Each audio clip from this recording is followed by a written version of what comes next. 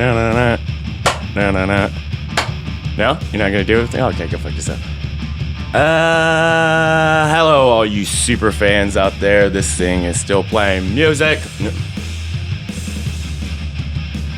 And welcome to the BANGover Podcast. I am Scott Allen, and as always, Chris Myers is with us. Howdy. Running the whole damn bit over here. Trying new stuff every day. Every day, new setup, new technology, new ideas.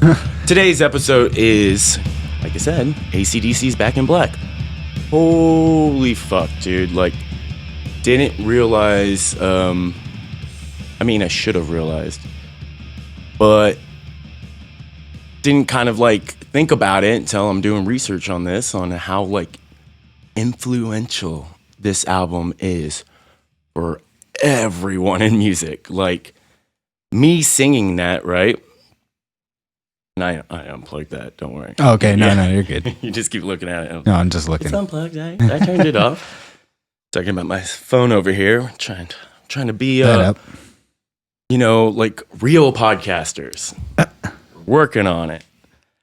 I had no idea. Like, me singing that, Back in Black. I don't know the rest of the lyrics, but everyone knows that. Everyone, doing a lot of research. We are like, just heard so many people talk about this album. Like, this album, when it came out, changed everything for me. And it's like, holy fuck. Something we had to do 40 years now, 1980, right? Of what month are we in? I'm in quarantine time, dude. Every day is the same. We're now in August, but we're late. Yeah, we're a little late, but it did come out at the end of the month. Okay. So, what's the release date? It was the 25th of July, 1980. So it is its 40th anniversary.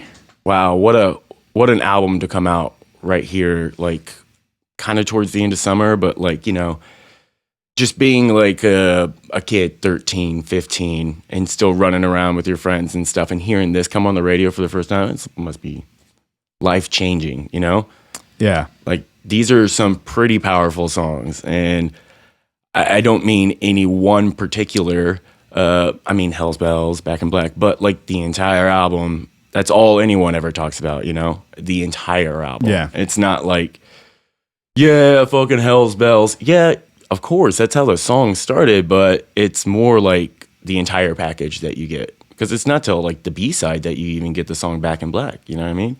Which is the name of it, which is a tribute to, fucking spoiler alerts. If you know nothing about AC/DC, there's some tragedy here, Yeah. New lead singer, Brian Johnson, joining a band that's very successful at this time. Successful? Yep. Successful. Yep, I said that right. Yep. So the, Highway to Hell and, was it High Voltage? Yeah. Yeah. So they had those. And then another one, I believe, this might be their fourth album? It is their seventh album, actually. Holy fuck. Okay. Yeah, so there was, but already I just mean, 6 in. yeah. As far as just huge commercial success, though, you know what I mean? Yeah. They're, they were already kind of breaking at that point. They were huge already at this point. I believe they owned mansions. Yeah. They giant houses. They bought castles and fucking. Yeah. They're the only band I know of from Australia as far as like huge success. As of right now, yeah. There's that guitar player from Mad Max, the flaming one. And then there's some bands from there. I just, it's lost in me right now. Yeah.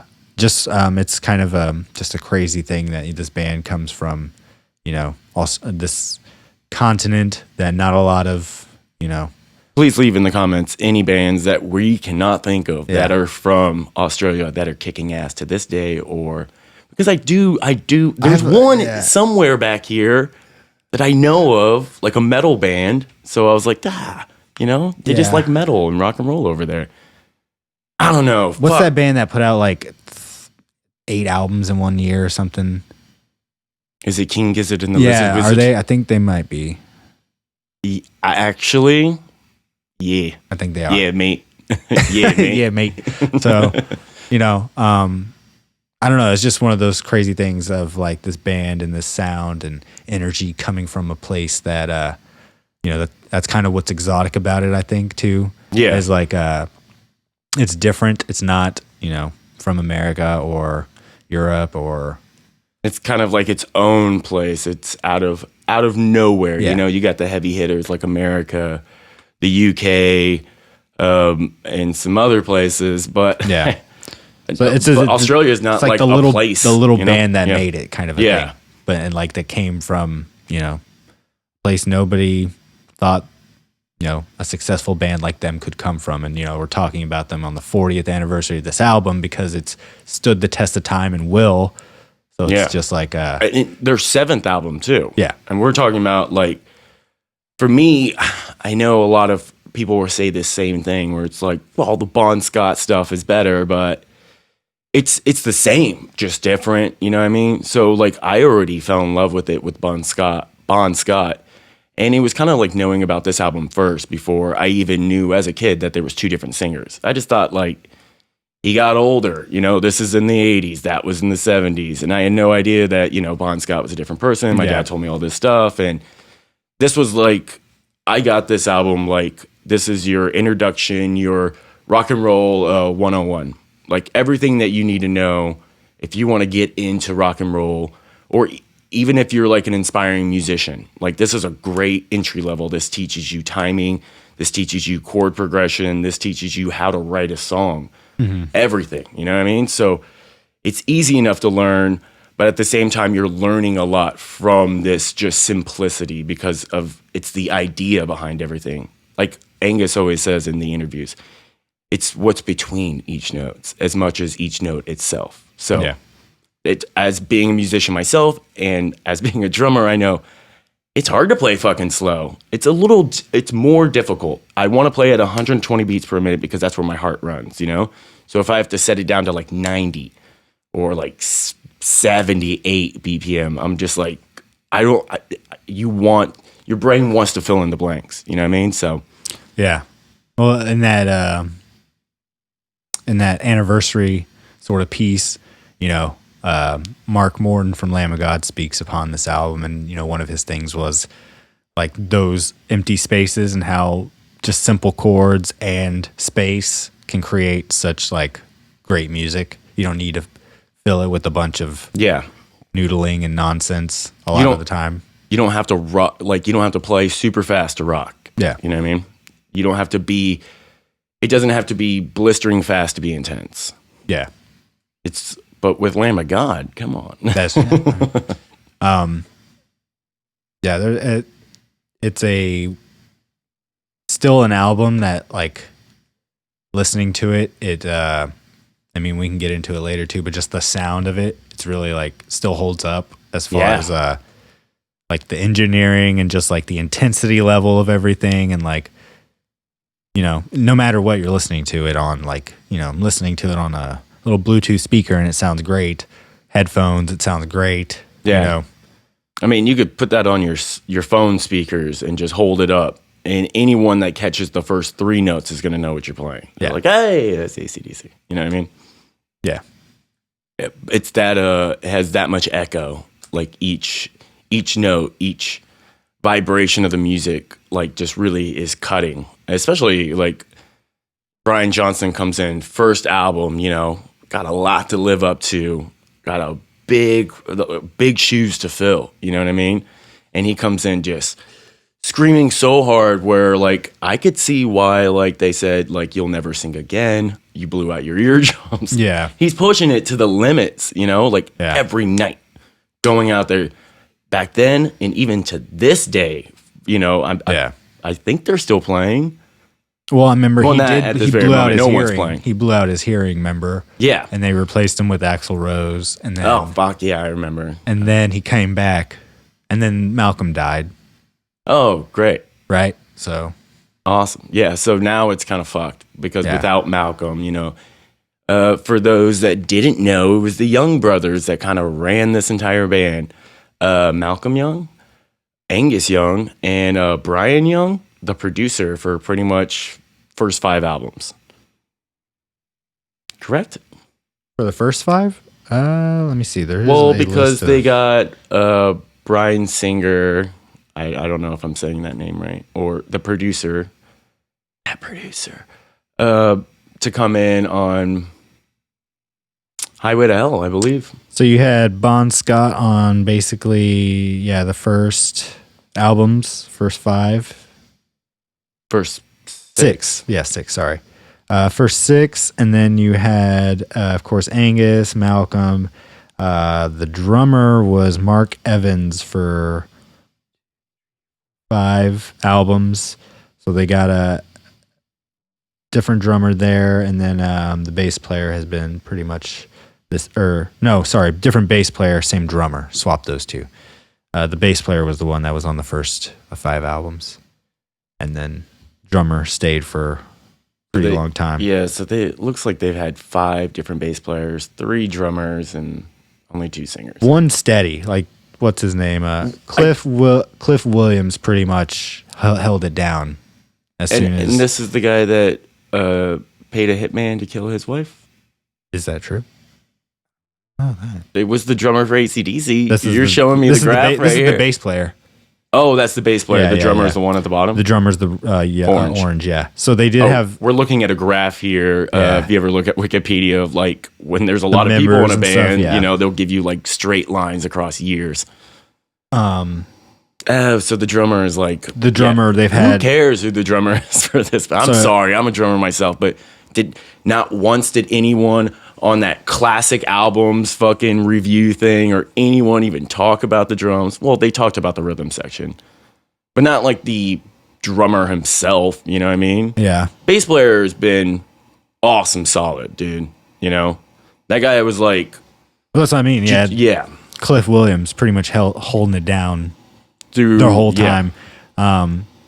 Phil Rudd was the drummer for pretty much, I should do more. Everything up until 2 albums after or a album after Back in Black, and then they got Simon Wright, and then Chris Slade. I don't know, that sounds familiar. Chris Slade. Yeah. And then they went back to Phil Rudd for the last 3 albums. So one of those 2 drummers. So there's only 3 drummers. One of those 2. Yeah. One of those 2 drummers. Wasn't the first, like one of the first ones?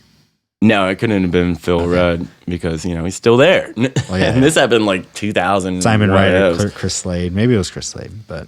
Yeah, I think Chris Slade. I'm going to say that. We'll do more research on our break because we suck at this part of the podcast where we have to like actually do work. If anyone knows. Leave it in the comments. Yeah. So, yeah, I think... Chris Slade says he's doing current right now. Drums. So someone. Yeah. He still says Axl Rose is still, but that's not true. That's crazy. So. I think Chris Slade might have been the guy with the fucking weirdest setup. If any of y'all have ever watched like a live DVD of AC/DC, and if you have dads, then you probably have. He had 2 big ass bass drums like by his head on the drum set. Like kind of high up, like cymbals on each side of him. And he would just do like that mega roll at the end of like shows. But that was crazy. Like AC/DC drums are so easy. I guess you really got to like, add flair. And that being said, AC/DC was one of those bands that like really started like putting together like huge shows on the stage. Like adding a lot of props and stuff. Yeah. They were like one of the first. Cannons and shit like that. They're probably just arguing with all those other bands when it came to like fucking giant things on stage, I think we're still in the early runs editions. We're probably not even there yet. I believe it's 81. We get Killers from Iron Maiden.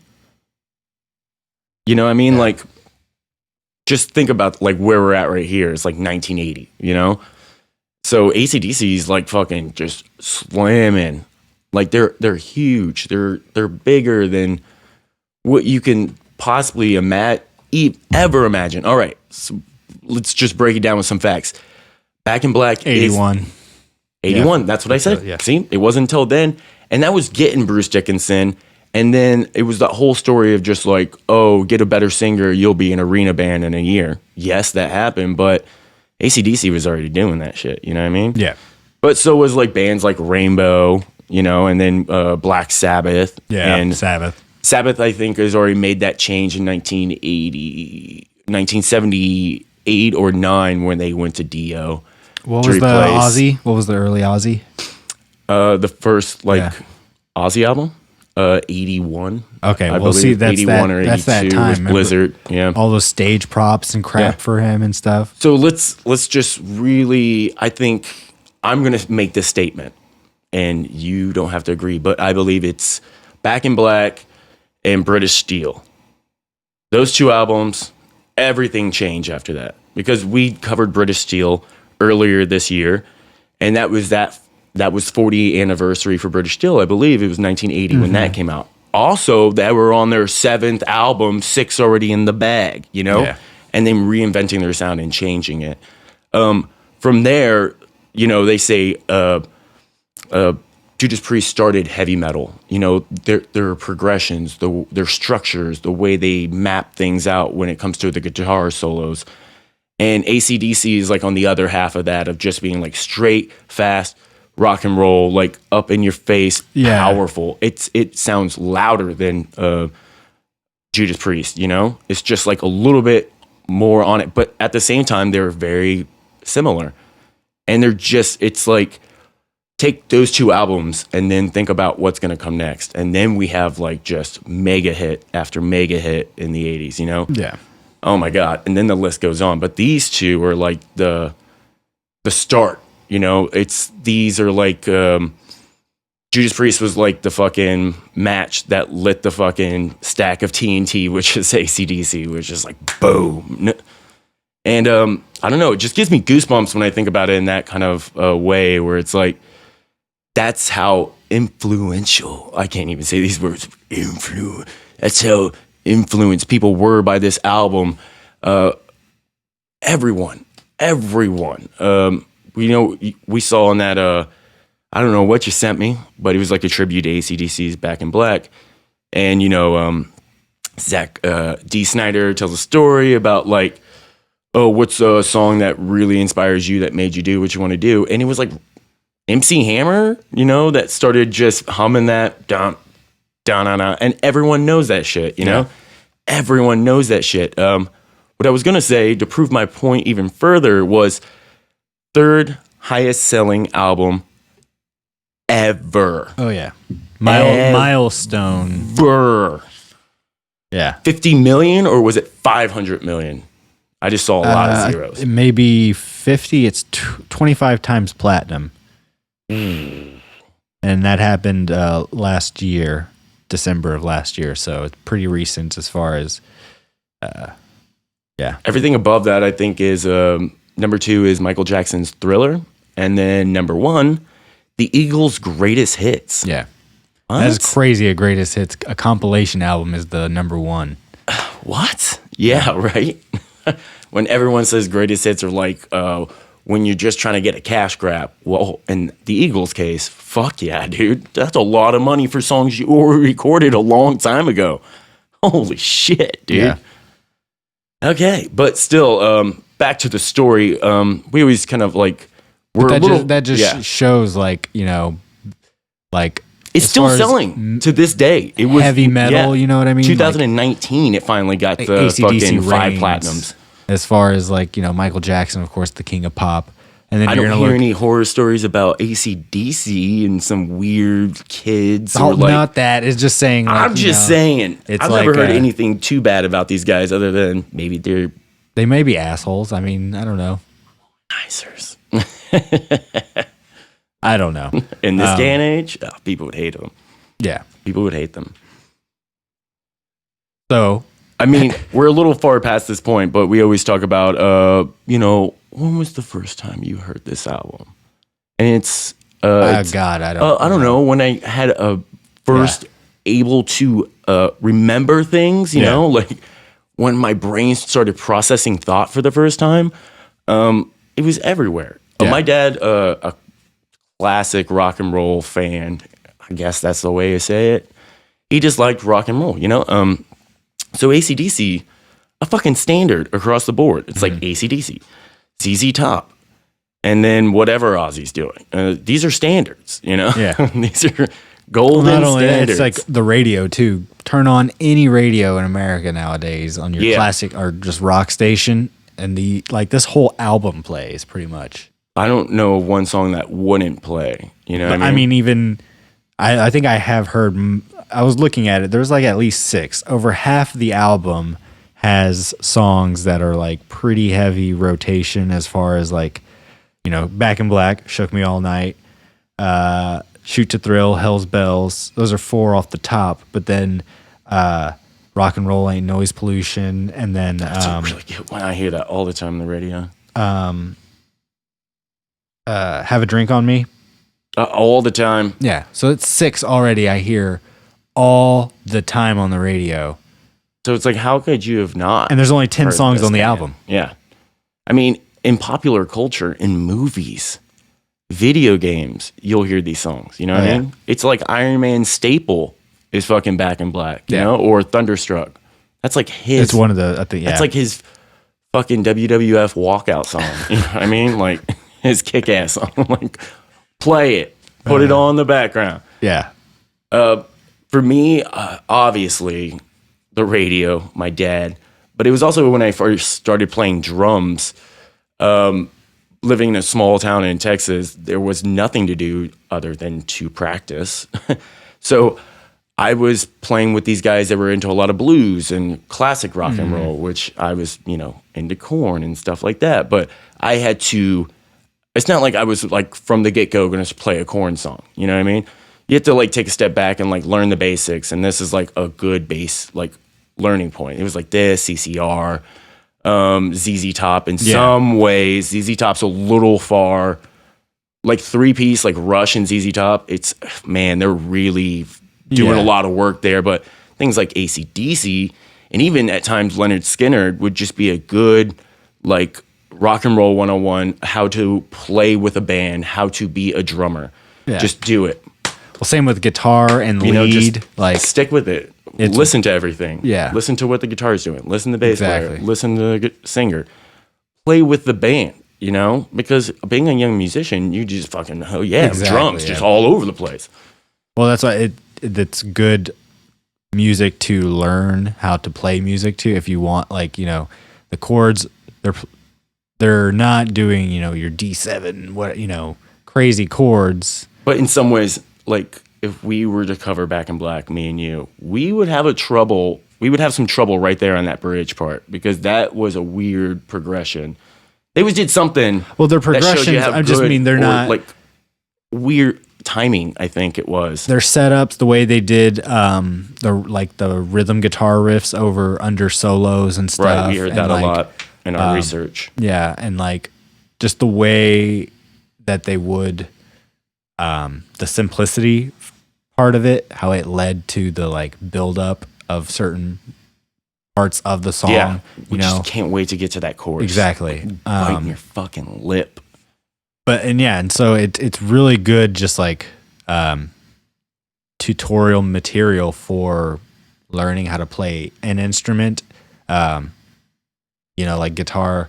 It's a lot of people's first songs learning are these songs. And being a guitar player yourself, wasn't this like one even of those things? Just solos. I'm sure bass learn. players, like it's just stuff where it's like they're almost songs that have fundamental building blocks within them. So it like is good for you to learn them, because then you could just take those pieces and run with them. Right. Because I mean, this did come out in the 80s, so it is 40 years old. We've kind of had 40 years of music built on top of this. So it's much easier to take this music, which is still awesome and fun, learn it, and then now start combing through the next 40 years. Yeah. And find stuff you can play. It's almost any great rock and roll band of the past 40 years took something from AC/DC, from the White Stripes, the Strokes, all that shit, all the way up into the stratosphere of where we're at now when it even comes to bands like it was on the tip of my tongue. They're not from here. Some hair metal band. But there's a lot of like, I'm trying to name like modern day rock and roll bands, which is very fucking hard. But I can name any band that probably will say, yeah, AC/DC was a big influence, from Slayer to fucking At the Drive-In to goddamn Static X to motherfucking, I don't know, NWA. You know what I mean? Why not? I know for sure that definitely the these were attitude, used for a lot of like hip hop. Oh, yeah, You know, they definitely. would just use these backbeats. Yeah. They were great. Like just blues riffs, and you could definitely sing you on could- top of it, you know? The like whatever intensity you of want. them too, like you could make them really good stabs and like, you know what I mean? Totally. Yeah. Like it's you just, could slow it down if you Yeah. had like the turntables, you know? And really just kind of mess with whatever you want. There's really good beats, really good riffs on every part of this. yeah. So yeah, I mean, it definitely, as far as just influence and, you know, obviously us talking about our first times hearing it, I think it's going to just be one of those where everyone will have a first time and it will be super early in life because it's constantly around. Yeah. It'll be one of the first bands you hear. Like, you For know, sure. you know, and if you watch movies, like you're saying, Iron Man, that was one of the first Marvel movies that came out. And That was like Iron Man 2. Yeah. That was like 2009. so how many kids that grew up watching that 6? movie are now probably AC/DC fans because of that song in the movie? And, Oh, you know, so for it's- sure. And they you know, watched it when they were a kid. So it's those stats I was just listing, yeah. they just hit platinum again in the past 2 years for this album. Again. They're still selling this album. It's insane. Yeah. It just goes to show like just good music will hold up over time. You know, we could have cheap thrills and expensive looking things, but unless you have 40 years to let it sit and simmer and see how well that ages, you don't know shit. You know what I mean? We don't know anything about anything other than Black Sabbath, Judas Priest, Iron Maiden, and AC/DC are fucking gods and legends amongst Motorhead as well. Yeah. Everyone else, I don't know. Who are you? I mean, I'm not sure. The Beatles, sure. Beethoven, probably. Probably. It's been 100 years for that one, so I'm gonna give them it. Why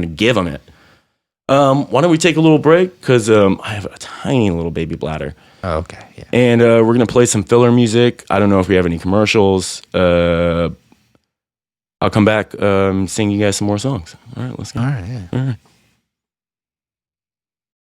And we're back. We're back. In black. Back in black. There could be so many corny things I could use from this album. You're like, and we're back in black. And we're here to shoot to thrill. Yeah, exactly. So many good one-liners in this.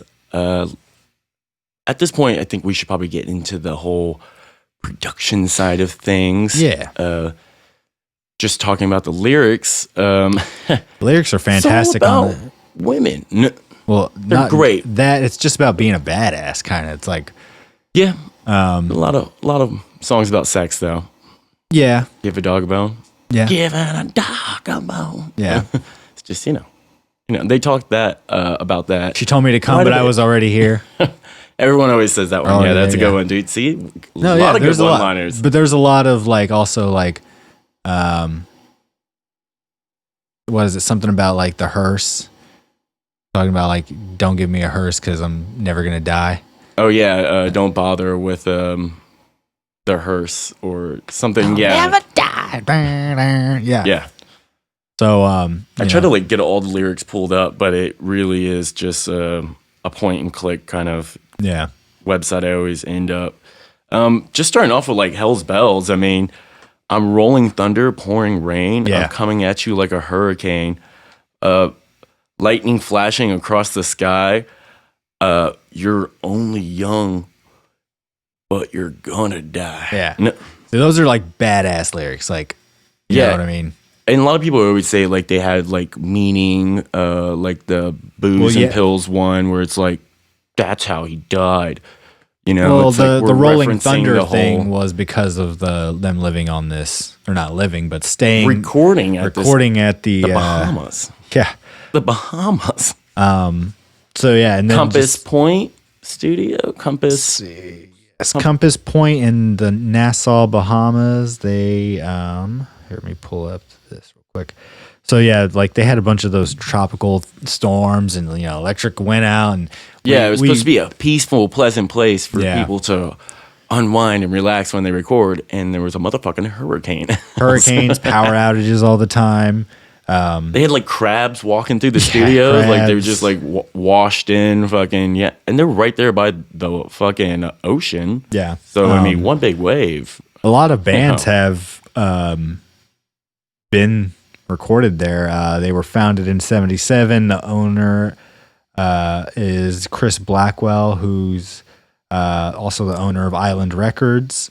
And yeah, they've got a lot of, famously for that one, but other artists like Emerson, Lake and Palmer, Rolling Stones, Etta James, Grace Jones, Shakira, Celine Dion, U2. It's a motherfucking recording resort. Yeah, Roxy Music, Judas Priest, Iron Maiden. We just talked about them.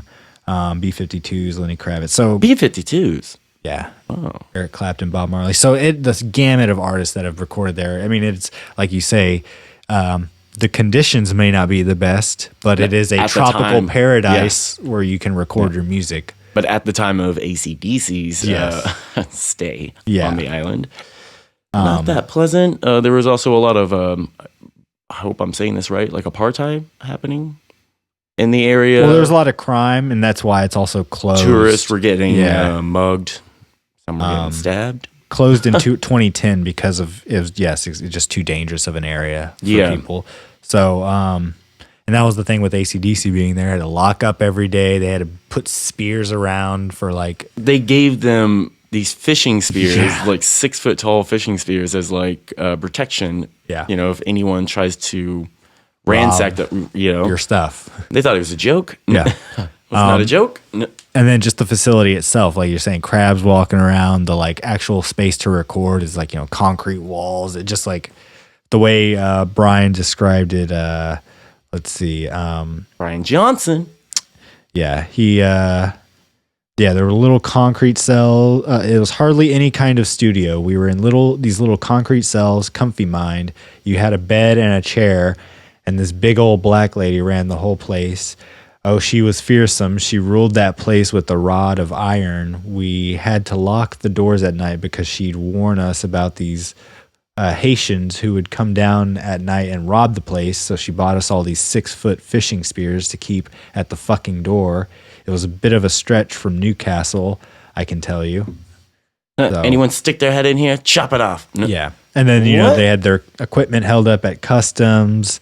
Prolonging the recording session. I mean, the environment too for his voice. They had to like do certain the humidity level. Holy shit, he really is a professional singer. Where he was like, pretty much had to get the room at a certain temperature to get his vocal cords warmed up, and couldn't leave that room until he got the takes because any change in moisture, pressure, going back and forth from the. I had no idea. That's the type of mindset you should be in when recording one of the greatest albums of all time. Yeah. So and then also they focused a lot on his vocals, demanding perfection from each take. And the producer, what's his name? Let's see, engineer Tony Platt. Let me see what the producer. We have Robert John Muttlang. Robert John. I remember them saying that so many times, like other names in the documentaries I was watching. Robert John Lang. So Lang, they would always just say Lang. Yeah. Demanding Brian Johnson, just, as far as going is to like critiquing him on his breaths in between the gaps oh my God, of lyrics. Some of these songs are blistering fast with lyrics, you know what I mean? And a lot of lyrics. And I mean, to do this live, they were playing like a live, version of one of these songs in the background of the documentary. And it is like, he is struggling. Yeah. Sir, he is like, because they were like probably at the end of the set, already an hour on stage. And these songs are demanding as fuck from a vocalist, you know? And the age, you know, age doesn't treat singers and drummers as well as, you know, even guitar players at time. The whole Iron Maiden thing, can't move their fingers anymore. Yeah. Holy shit. Some other interesting stuff. The bell sound. This is insane. Yeah, Listen up, folks. They had this. They wanted the bell sound on the album, right? And so they had this custom bell made for them that has only $6,000. It says ACD. It weighs like 2,000 pounds, or what was it? Or 6,000? It was. Well, it's like it cost only 6,000 pounds, which I was. Oh, yeah, but it weighed in today's 2,000 money. It was probably like 20 grand, something. Yeah. Yeah, it was expensive and heavy, and it was this real bell that they purchased that said AC/DC on it, and like. But here's the kicker: even getting the bell, they were they were geniuses when it came to the sound. Yeah, and like notes. Single notes, that the bell that they needed to create the proper notes needed to be twice the size of what they were actually purchasing. And it was not even any of them that hit the bell that is the recorded sound. It's the guy that created the bell, hit the bell the first time. It was like a certain spot that they had to hit it. And then also in doing so, to get the sound, they would have to slow it down to bring it down to the octave of the beginning of this album, Hell's Bells. We all know it. Yep. It starts off with it. Yeah. So that was insane. That was interesting. Now it's at Angus owns it. It's like in his house at his mansion. Yeah, somewhere. Yeah, cool. Very cool. In the rafters, he rings it every day. Sure. Morning bell. Dinner time. And then also his guitar system. So like he didn't use any pedals, just a straight, guitar into amp kind of guy. But, he's really wild on stage and shit. So he's like running around doing, the spinning duck walk on the ground and stuff. And like, the cable just would get all, tangled and just everywhere. It would limit him in a way. So he, invested in this inventor who came up with the wireless system. They call them like walkie-talkies. I was like, what the hell are they talking about? The walkie-talkie system. Yeah, it was a Schaefer-Vega diversity system. Ken Schaefer designed it, and basically it was a wireless system for his guitar, but it happened to give him a bit of a boost. It had a bit of a preamp in there that kind of boosted his signal a little bit. So that was this secret to his sound was... there was a little bit of magic there, and that's how they even recorded the album. Instead of running lines in the studio, they literally would put his amps in rooms and then use his wireless system like he would on stage, and that's how you get this unique sound that's like really biting and cutting edge, and you can't really replicate it without that system. And now they've kind of like recently with the 40th anniversary and stuff, and just the time that's passed, there is a system that's come out. They actually reverse engineered it and kind of have built a standalone box that replicates. 40 years later, they're finally. Well, not 40, but I just mean like, within it took this time to kind of like figure out what is going on. How is his sound, the way it is. And just through years of him playing and, lately you can watch these rig rundowns. Yeah, he's probably one of the most famous. His is really crazy, just because of the amount of tubes and stuff they have to use and amps and just stuff like that. But and just always guitars, with the SG, yeah. Something about that with the humbucker pickups, and a lot of things being single coil, I guess back in the day. But humbucker meaning two to hum out a certain octave or that frequency. It would kill out that hum too. So, it was, I think, just all these elements that added to his sound that everyone tried to replicate, and they couldn't.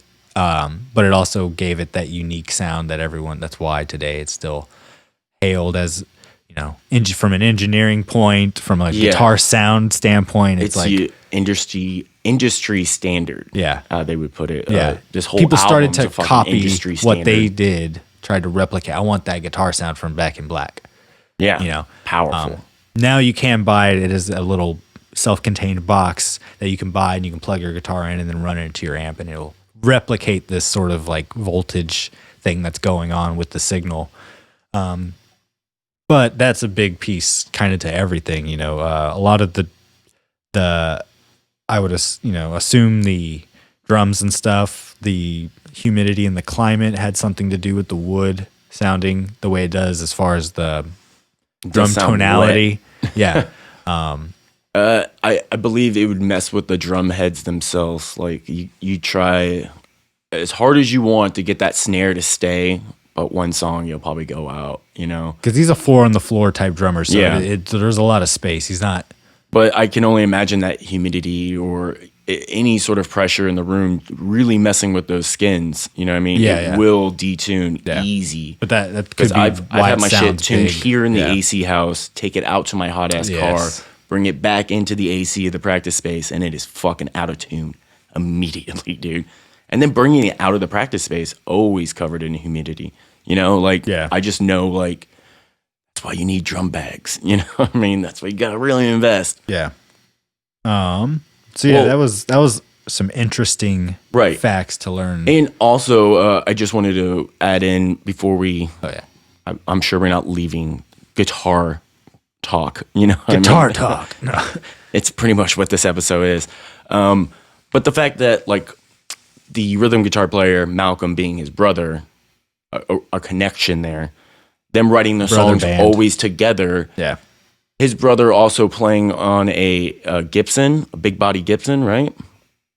No, it was. But it's the big body guitar. It is a bigger body guitar, yes. I forget what it's called because I play drums.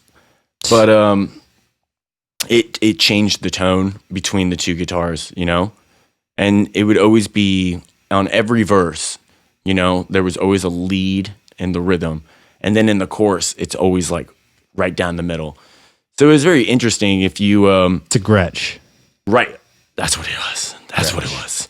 So it really, you know, that dynamic between those two guitar tones. But this was like a really fun little thing that you can do is, well, if you haven't listened to the album and you're listening to this episode, I don't know why you're listening to this episode, but go put on one of the songs right now.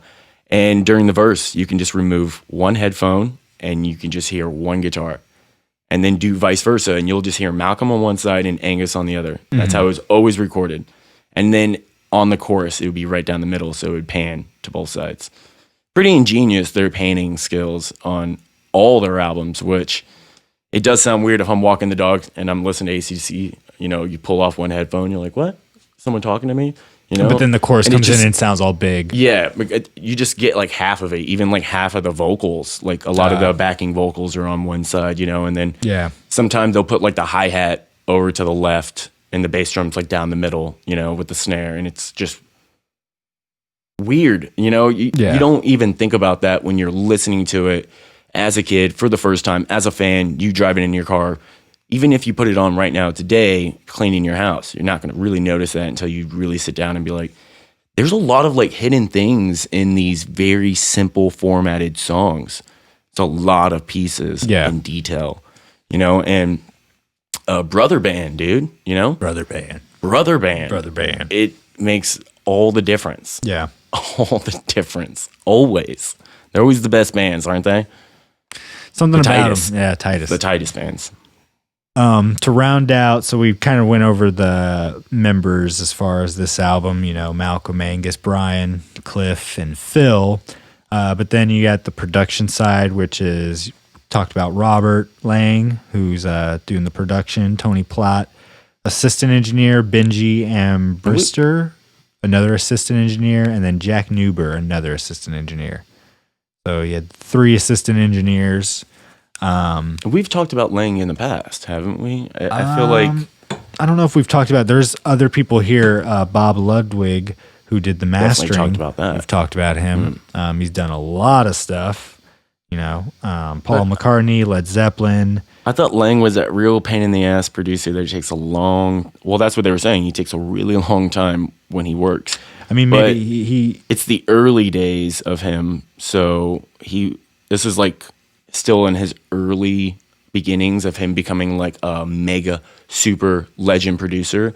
So he was like working fairly quick, but I don't believe AC/DC on any other album took more than a month to record. This album taking a month and a half. Probably, you know, the weather and the delay in the equipment took that too, but Lang demanding, you know, proper performance. But at the same time, this is AC/DC, and AC/DC knows what they want.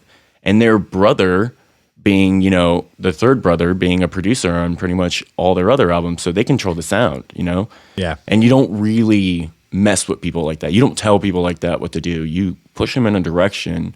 Well, you give suggestions. Also, you let me see. add yourself in a little, but you do not be like, I think it should go like this. No. Well, they're on you know? Atlantic. What were they on before that? Was it still Atlantic? No. So Albert is Australia's longest established independent record label. That's who did, I'm assuming, every album up until Back in Black. It was a change in everything. So Producer, Back in Black, singer, they had label. an Atlantic label rep come in, your producer now, and then this is also the first time they're being played on American radio. This is the first time, like, that didn't even, I don't think of that because I live in the age of baby computers, you know, baby televisions in my pocket. Yeah. And that at one point, they weren't played on the radio. We're talking about, like, all the Bon Scott stuff was pretty much, you got to buy the album, you got to go see the show. Yeah. But now, like, 4 songs on this were, like, fucking top of the charts. Four out of 10. Yeah. And I believe almost every one of these songs became a single. At some point. I mean, third highest selling album of all time. So then, finishing out some production, you had Brad Samuelson doing the mixing, Barry Diamant doing the mastering, and then you have people doing the remastering, which Ted Jensen, who we've talked about before, he did the Eagles Hotel California, Green Day's American Idiot. Oh my God. I think he did the Nirvana stuff. I can't remember. Ted Jensen. I'm going to say he did the motherfucking, and I'm going to use motherfucking as a way to refer to this band, Alkaline Trio. No, they're great. They're a great band. Was that him? You said American Idiot, and I'm just putting two together because I believe that was the same producer as one of those. They're not showing up, but yeah, I mean, he's got bands like Behemoth, Mastodon, Billy Joel, Talking Heads. Behemoth and Mastodon? Behemoth. What? Yeah. What Behemoth album? And Norah Jones. I don't know. But it's listed under his associated act. Ooh. Let me see. Maybe it'll. I'm curious too what he did. But yeah. Any other production notes you got? We talked about the bell. The bell. You're right. Alkaline Trio. Fuck! I told you, man. Told you. I mean, they didn't even talk about the drums really when it came to this album. I didn't even get to finish the, classic albums. Is that what it's called? Classic albums? That show? Oh my God. On what Amazon. A horrible fucking name. That was the longest one. That was a 2-hour episode. Every other episode's like 50 minutes. This one was double. It was like a part 1 and part 2 of this story. So how are we leaving? Are we leaving something out? No. No, I mean, basically just the crazy conditions that they were under to kind of get this thing made.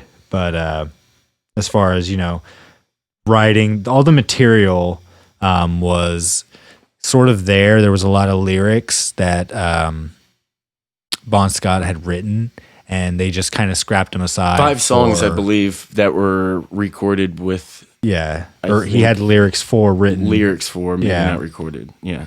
But then definitely not recorded. Then Brian Johnson, they thought it would be better and pay more homage to him if he just wrote lyrics instead of cashing in, quote unquote, on his. And Yeah, and material. Let's talk a little bit about this. Bon Scott passed away, I believe, in 1970 something. I feel so bad for not even knowing that right now. I'm gonna say 1979. Why not? Well, I mean, it would be 79 if this came out in 1980. 80, and they spent, they put it out in 6 months after or whatever. It was like a really short turnaround. Really, really From short his turnaround. death to yeah, it's the main part of this story is that really tragic. One of my favorite lead singers of all time. So charismatic. So just I saw an interview with them, and they're doing an interview in a street, and Bon Scott's wearing cut off short shorts, no shirt, and he's eating a banana. I don't know why. I don't know why. That was an appropriate time to be eating banana, was in the middle of a street doing an interview. But it's stuff like that. Back in the day, I bought the AC/DC like double box set. I think it was called like Big Balls or something like that. I do remember that. Yeah, where it was like one DVD was all of like all television appearances of Bon Scott, and the second DVD was all Brian Johnson television experience, like them playing on shows, famous concert performances, stuff like that. And one of them was like at this place called the Fly on the Wall.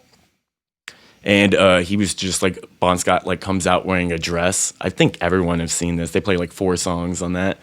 And it was just awesome. And the craziest lyrics, the weirdest way to talk about a subject, how he would write it is very interesting. How he would scream. He was just as much as a madman as, Angus Young. Yeah. At the same time, Angus Young kind of being the front man of this band when usually it's the singer.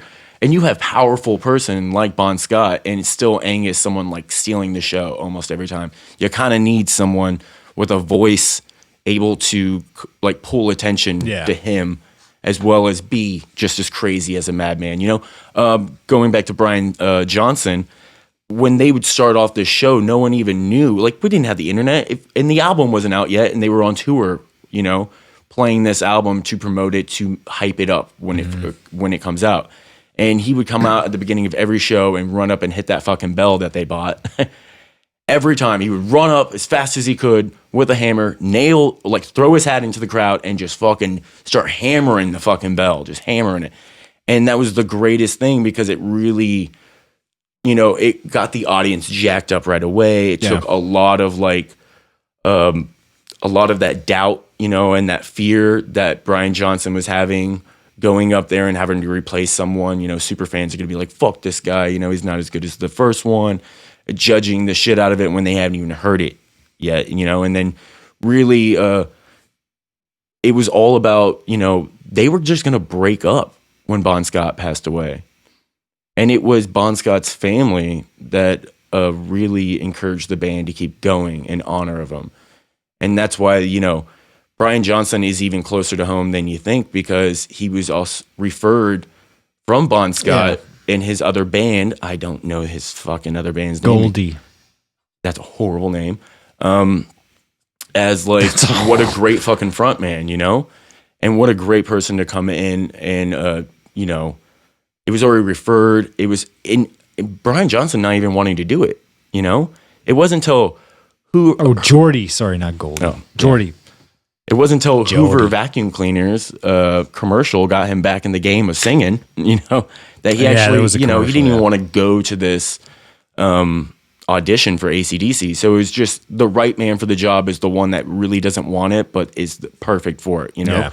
And he's going to do best by it when it comes in. And, like you said, they gave him the whole ability to go in there and write the lyrics, And maybe they're a little scattered at times, especially when this album's supposed to be like a concept album in some ways. And it's just like any other fucking 80s or 70s album where it's like we have to talk about women and sex. Yeah. For whatever reason. But that's still a part of their lifestyle as AC/DC. They sung about rock and roll before anyone else, in my opinion. You know what I mean? Bands like Marilyn Manson sings about rock and roll now, like that is the aesthetic of like, rock and roll's not noise pollution. That's what I mean. Yeah, that song, that song itself is kind of like an anthem to like all that. And they always do that on like every album. They have a rock anthem, you know? It's like, and that's the one song that was written in the studio too. Everyone's like out on the spot. Yeah, everyone's on lunch break, and Angus is in there churning out riffs. As Angus does. Comes up with rock and roll. One does if his name's Angus. Comes up with that song. So that's pretty interesting. You know, he had 9 songs. 10th one comes in last minute, but makes the cut. Becomes a huge hit. You know what I mean? Yeah, among many others, we did, and I brought this up in the beginning of the episode, was British Steel, Judas Priest. Yeah. This kind of blows that out the water, doesn't it? With the amount of songs that they have. True. Like, the Judas Priest is great across the board, but there's some fillers in some opinions, even their own opinions, that there might have been some filler songs to kind of stretch the album out, you know? In this case, no fucking filler tracks. Yeah. But it was done in like the idea of like, we're doing this for our fallen mate, you know? Yeah. I mean, like the album's in black. Best as possible. Kind of warning. Yeah. You know? To the point of like the drummer and the, you know, just it being like a guitar album. The writers, all songs written by Angus, Malcolm, and Brian. So you have the bass player and the drummer who have no writing credits. They are literally... But they always they're doing their thing, but they talk about it like in the anticipation, or we talk about the guitar, yes. You know, and it's always like when the drums and the bass come in, and that's when everyone's getting like, woo. But the hair starts standing up. They don't have they didn't really... None They're of just the songs. Good rhythm section. They didn't write any of these songs. Just a good rhythm section. Yeah. To that point of why it is a guitar album in a way, you know, like in the way like how his guitar sounds. Like everyone's, I want that sound. Don't you have an SG? Yeah, I mean, and that's part of it. And you get that sound from that, and then Marshall amps, and you just make it a classic rock sort of thing. Motorhead would use this album to tune their live sound to whenever they would go to clubs and stuff, so that way they could, you know, sound perfect, sound like this, closest to it.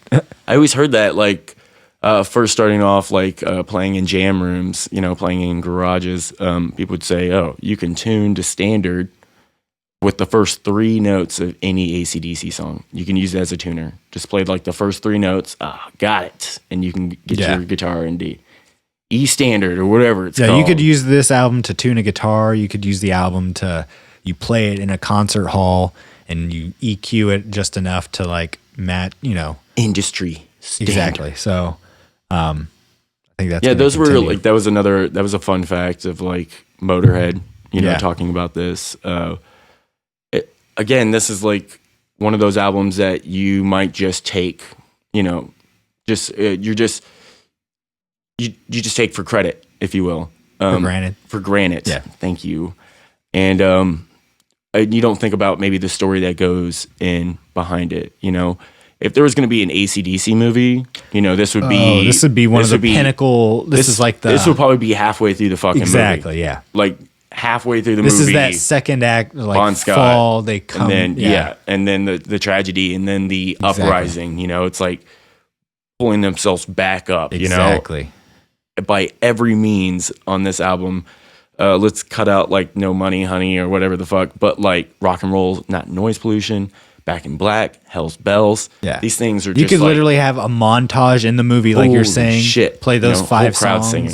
Back to like a montage of those 5 songs. Yeah. And it's just from this one album.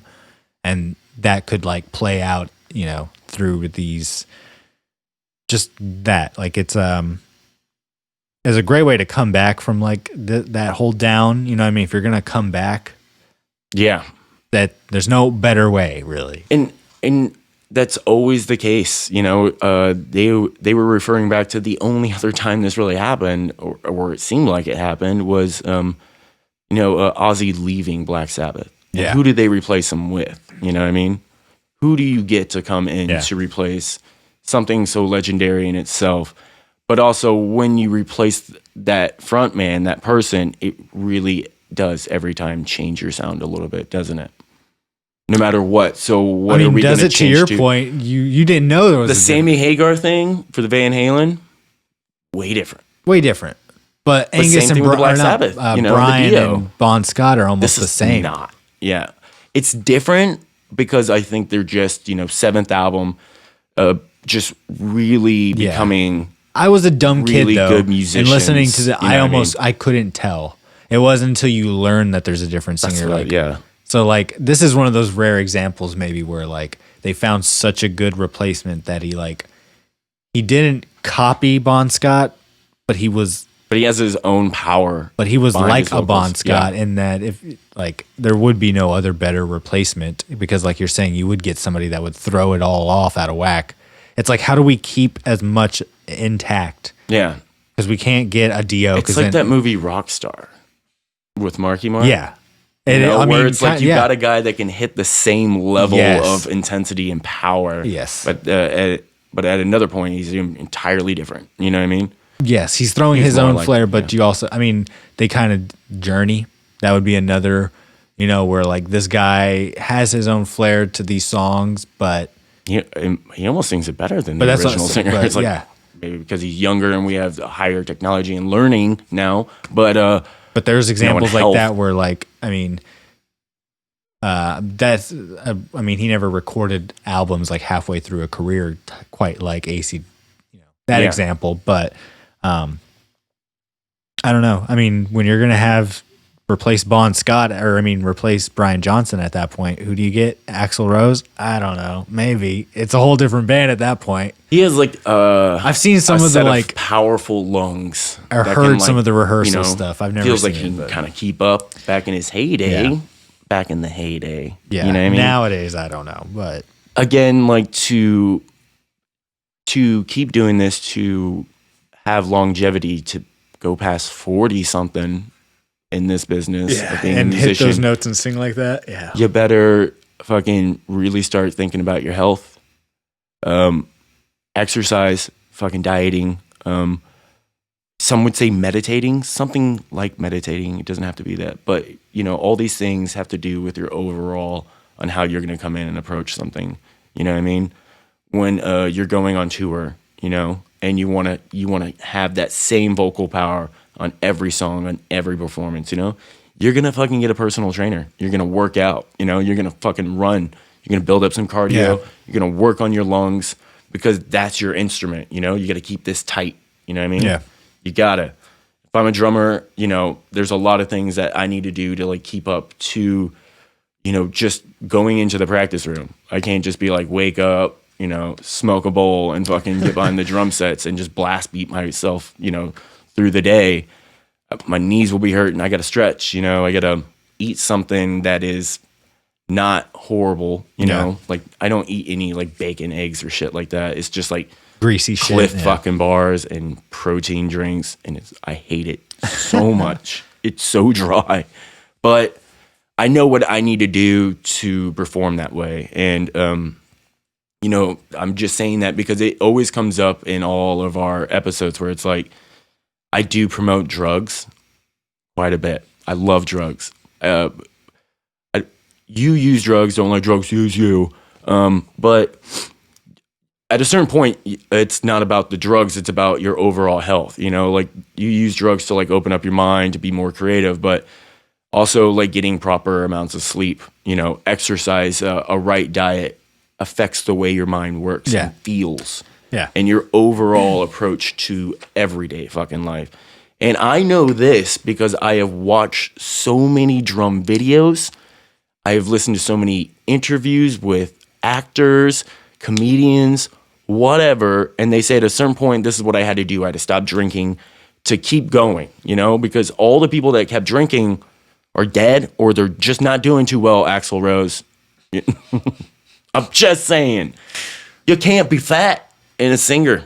That's what my whole point was behind this. I mean, you gotta kind of just Ruben stay in Studdard, shape. You gotta stay in shape. There's some big people that yes, can sing. but you know, I know I'm what sure you're saying. He has though. a personal trainer that helps. You know, it's but like it's also it takes longevity. Like what you're talking about, a big like guy like Killer rock and Mike roll, is still like, you know, he's like, I gotta fucking go on a diet, and it sucks dicks. I mean, you know, I watch. Yeah, it is true. Like it does put a more strain because of Just depends on what type Yeah. of music you're doing. Like if it's And a high over time, intensity, it's gonna kill you. AC/DC, you need to be running around on stage. They play. And they're running around their on stage. stages Still are to this day. humongous.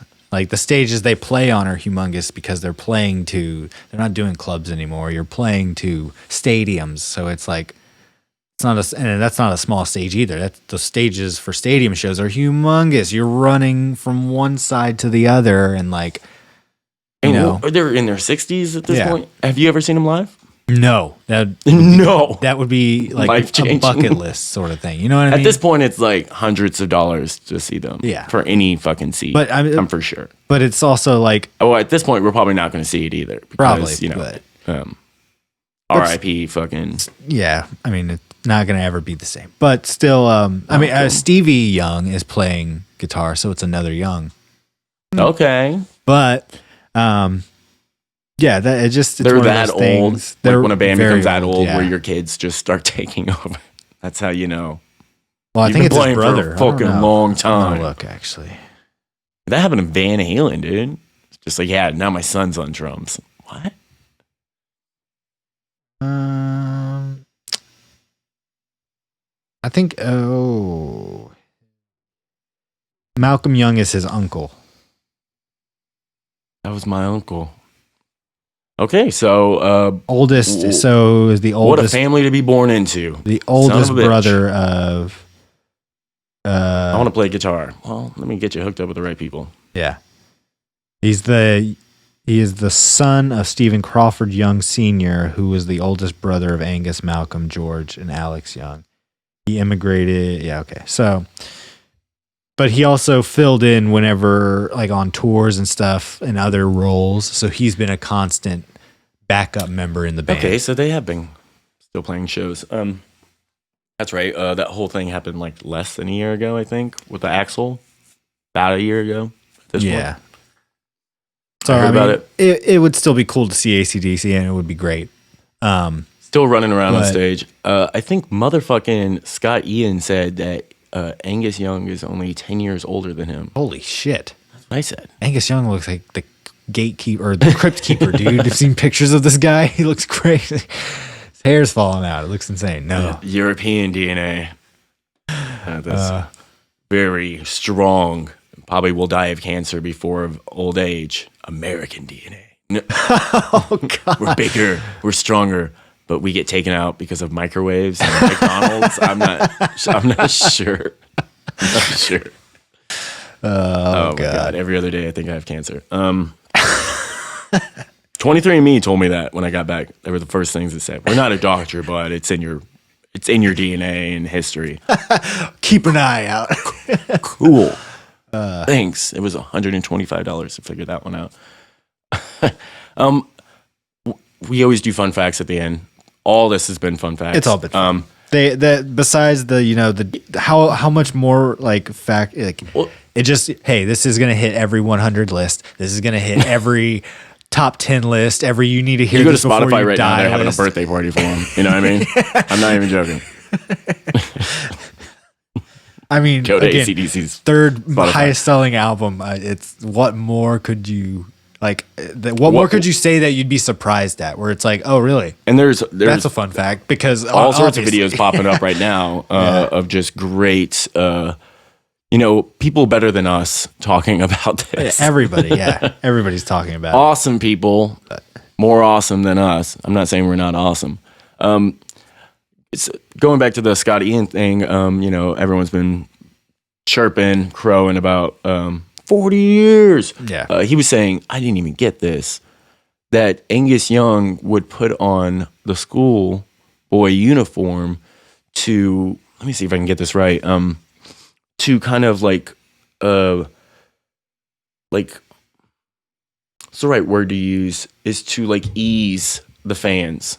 Like, to come across as a innocent schoolboy. Well, that was the whole shtick in the beginning with the devil thing and like madman. Yeah, that plays the guitar. So it's like he's not intimidating. He's not like a guy, chiseled abs, no shirt on, hair blowing in the wind, playing a guitar solo like a jerk off. He's like the down and dirty, it's like punk rock almost, you know what I mean? Where it's just like gritty and the duck thing, the spinning around. I think he ripped off that whole leg kick up thing from Chuck Berry. Fun fact. That was the duck walk. Yeah. Do it right now. Do it right now without hitting the mic. Oh shit. There's some other fun facts. So yeah, just as far as like the accolades, you know, you had basically is kind of just rolling thunder with you know, 5s out of 5s, and as there's a hurricane going on outside. Rolling Stone 5 out of 5, Pitchfork 8.8 out of 10. Why could you come on now? Just to be dicks. Music Hound Rock, The Great gave it a 5 out of 5. We're going out on record right now saying, fuck you, Pitchfork. Yeah. Blender, 5 out of 5. All Music, 5 out of 5. So yeah, it's just kind of Encyclopedia of Popular Music, 4 out of 5. I mean, who it's the fuck standard is that? But of rock and roll. Yeah, it is. You know, people have claimed it. It's like, I don't know. You know, when we sent that satellite out into space that was filled with like books and poems and fucking literature and songs. I'm sure this CD was in there. I'm sure this album was in that fucking that time capsule that we shot out into space back in the 90s. Yeah. It's that popular of like music. You throw this and Michael Jackson in there, and I think you got it covered. No. Some Red Star from Smash Hits said he gave the record a 3 out of 10. He was one of the more critical of the album, saying it's dull. He gave it a what? Garish guitar, dull rhythms, rock music, stock phrases. Who's this guy? Hyper masculine fantasies. I know we're not experts either. It's a 3 out of 10. Fuck are you? Dull guitar tones. Really? Garish. Really? Yeah. You know, there was also like so many. You guys should probably just go watch like one of those behind the musics on this album. But like how they got some of the songs guitar tone wise, because like you said, they packed up all those stupid fucking walkie talkies. That's how they explained it. And they were like already packed up for the tour. And so they had to record. I'm fucking this up. I believe it's Back in Black. That guitar solo it's one of the songs. If I can just see the song list real quick, I could tell you.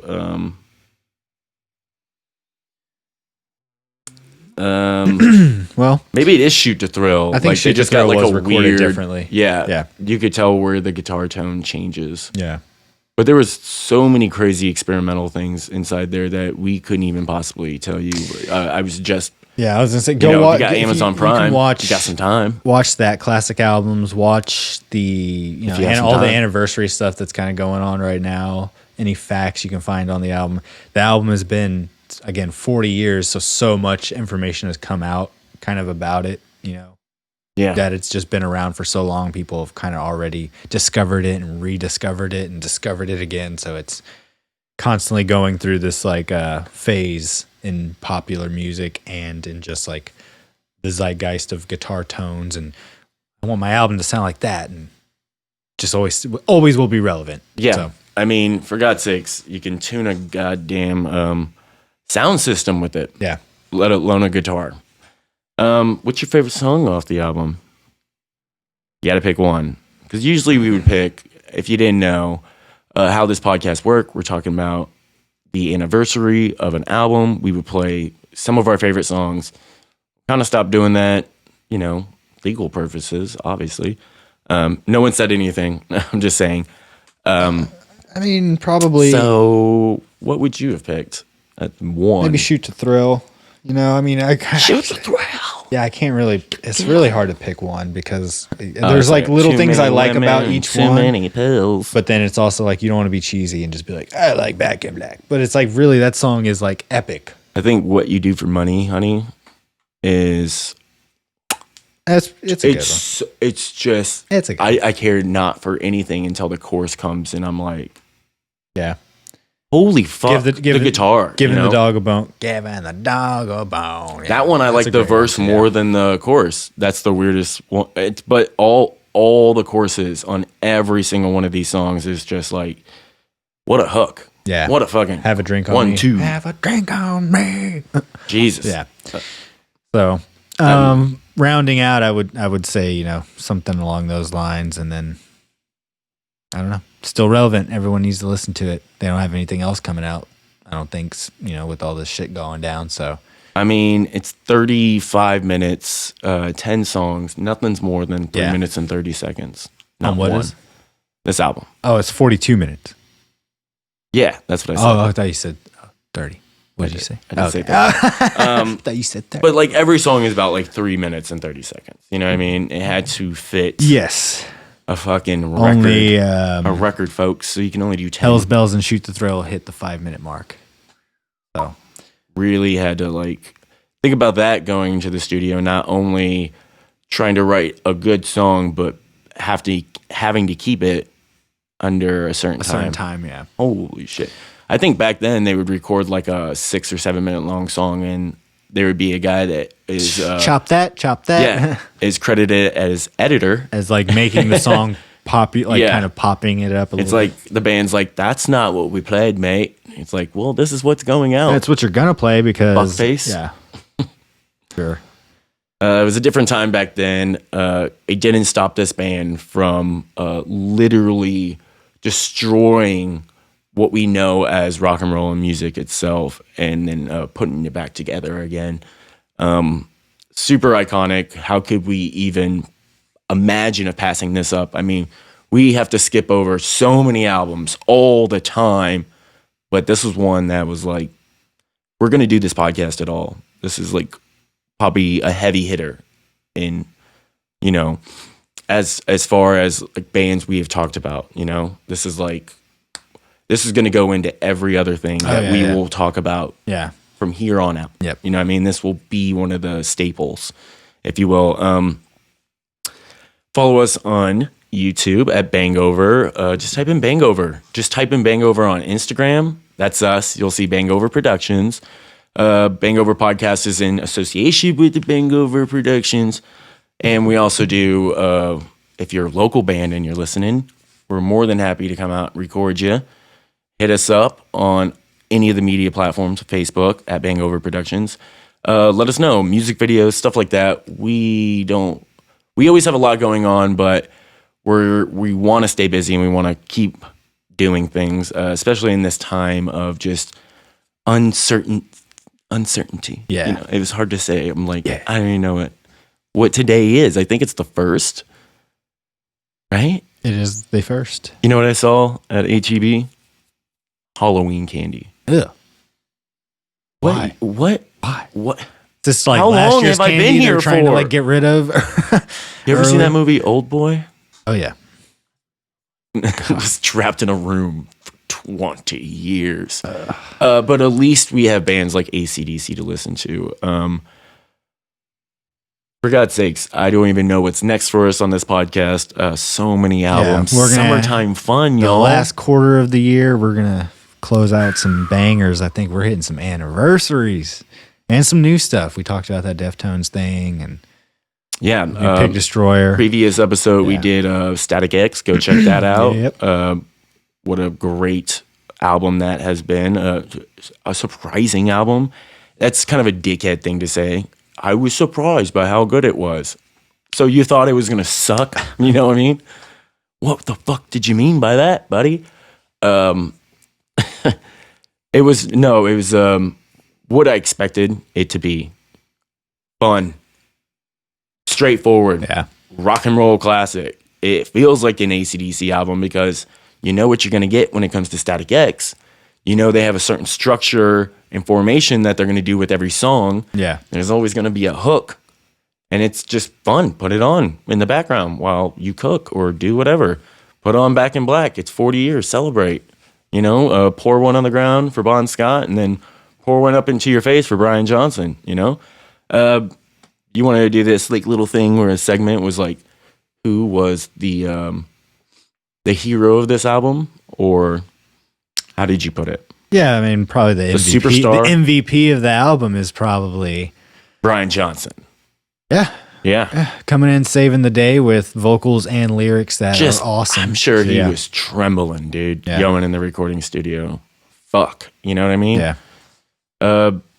It's awesome that, AC/DC seems like a group of really great guys. And besides for that one drummer incident, I haven't heard too many horrible stories about them. Yeah. No. Probably good to have a good fuck you a to drink the crowds with, or, Yeah. we're showing up late. None of that shit. No. None of that shit. But straight to the point, rock and roll. Fuck, I wish we could have gone and seen them when we were younger. Yeah. Or even that's what I was saying. Like, even their newer stuff, like the Black Ice. That shit was dope. Yeah, it was. And it was played everywhere. Yeah. People were like, I guess, I was surprised on how good it was. AC/DC's back. They never left. Black Ice, what a horrible name. Fuck. All right, well, let's close it out. Wind down. Why don't you grab your guitar? I'll grab my tambourine, and we'll sing this bitch. Back in black. Hit the sack. You should have seen how many people were like come into a practice room as we were playing that song and try to sing it, and it was like, get out. Oh god. Just walk out. Get the fuck out. Again, I'm Scott Allen, Chris Myers. This is the BANGover Podcast. BANGover. Birthday album anniversary. Go listen to AC/DC. Yeah. Hail AC/DC. Oh, before I was gonna leave, One more thing. the fucking. This was one of those fun facts I should have wrote down, but back in the day that they were when AC/DC first came out, they were mistaken for a punk rock band at many of gigs, at many of showcasings, listed with bands that were not like them because of the name, the way they wrote it, and everything. And then another rock and roll rumor that everyone in the band was gay or bisexual because AC/DC meant there's all that it was, a weird sexual. That's not even used today. I've never heard that used as a sexual preference or there's a lot what of you call yourself. like those folklore stuff. Maybe you didn't know, but I was an electrician, and AC/DC is a current line that you would see like on a side of an AC. Yeah. It just sounds cool, man. High voltage, electrical power. I just wanted to add in this fun fact before we got the fuck out of here. High voltage. But everyone go listen to this for its 40th anniversary. It deserves it. Keep an eye out for whatever we got coming up next. Yes, our YouTube page is the best way to follow us.